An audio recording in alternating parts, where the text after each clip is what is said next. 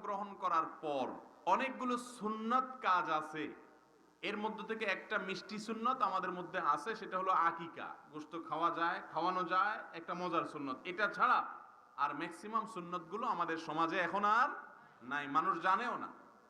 যেমন সন্তান জন্মগ্রহণ করার পর তার জন্য একটা সুন্দর নাম রাখা। সুন্দর কি রাখা? নাম রাখা। মনে রাখবেন, সন্তান অমানুষ হওয়ার জন্য যত বিষয় দায় আছে, এর মধ্য থেকে তার নামের কিছু না কিছু প্রভাব, অল্প হোক বিস্তর হোক, তার মধ্যে আছে, থাকে। এখন আজকাল নাম সব টালটু, বল্টু, নান্টু, রিঙ্কু, পিঙ্কু, জন্টু, এমন এমন নাম, এমন এমন শব্দ, যে শব্দগুলো শুনলেও মনে হয় যে অস্থির অস্থির লাগে। ঠিক না? ঠিক। মনে কোনো শান্তি আসে না। সবাই এখন নতুন নাম খোঁজে, পুরান নাম কেউ রাখতে রাজি না। আব্দুল্লাহ, আব্দুর রহমান সবচেয়ে উত্তম নাম। এই নামগুলাতে এখন আর মানুষ নাম রাখতে চায় না। বলে যে আব্দুল্লাহ নাম রাখতে বললে বলে যে অমুক খালাতো ভাইয়ের নাম আব্দুল্লাহ আছে, তো খালাতো ভাইয়ের নাম থাকলে সমস্যা কি? আরাবিয়ানরা একই পরিবারের 3-4টা ছেলে, সবগুলার নাম আব্দুল্লাহ রাখে।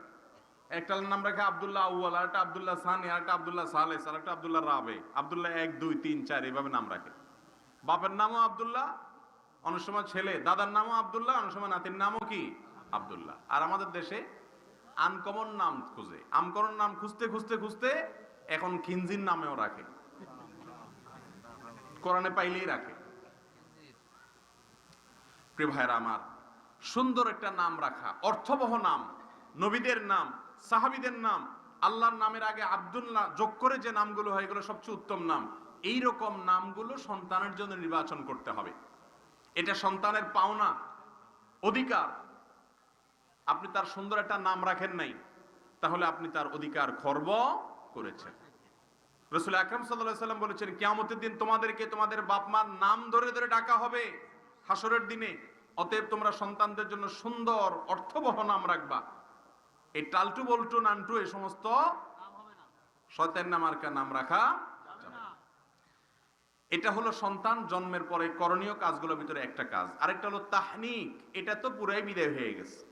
তাহনিক জানেন আপনারা? তাহনিক এটা সুন্নাত, অথচ তাহনিক কি জানেনই না।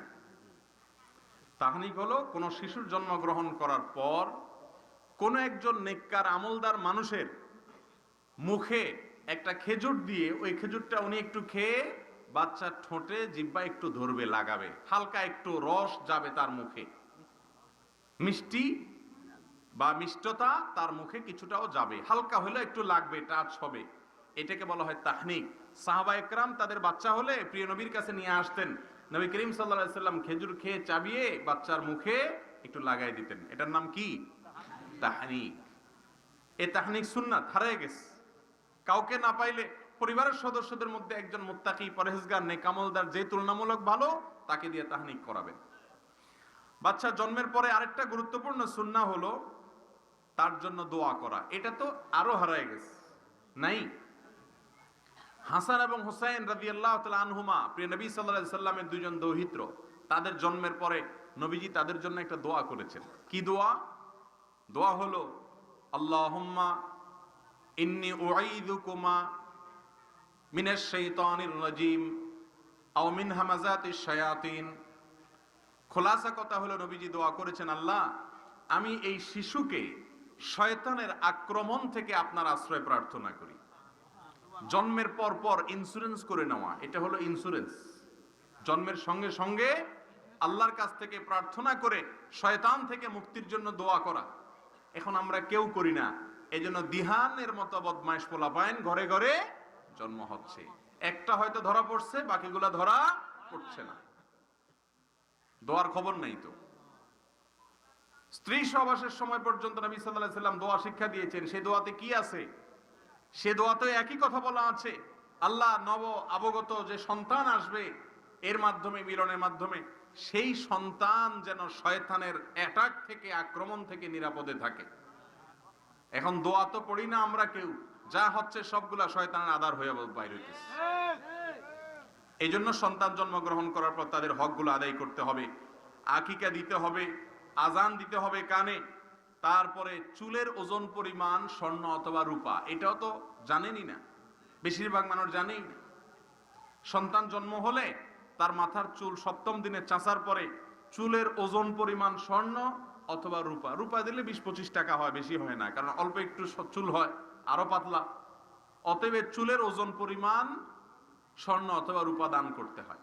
আলহামদুলিল্লাহ আমি করেছি, আমার সব সন্তানের সময় করেছি, কিন্তু আমাদের দেশে মানুষ এই সুন্নাত জানেও না।